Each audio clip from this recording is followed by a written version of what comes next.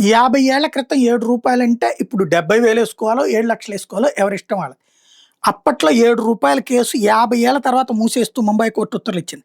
దాదాపు 50 ఏళ్ల పాటు పెండింగ్‌లో ఉన్నటువంటి చోరీ కేసుకు ముంబై కోర్టు మూసేసింది. ఈ కేసులో తన రూ.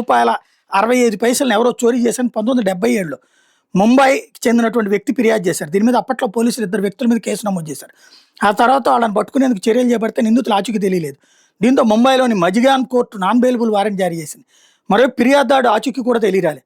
దాంతో అప్పటి నుండి ఇప్పటి వరకు ఈ కేసు పెండింగ్‌లోనే ఉంది. అంటే కంప్లైంట్ చేసినోడు కూడా దగ్గరికి రాలేదు.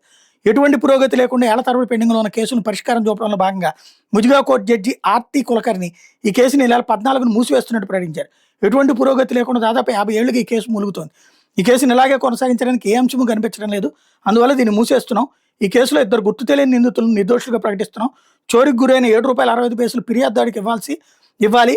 అతడి సమాచారం తెలియకుండా ఆ మొత్తాన్ని ప్రభుత్వ ఖాతాలో జమ చేయాలని న్యాయమూర్తి కోరుకున్నారట. ఇవాల్టి అమౌంట్ ప్రకారం ఇవ్వమని చెప్పాలి. రూ. 7.45 లేకపోతే అది దొంగ తీర్పు అవుతుంది.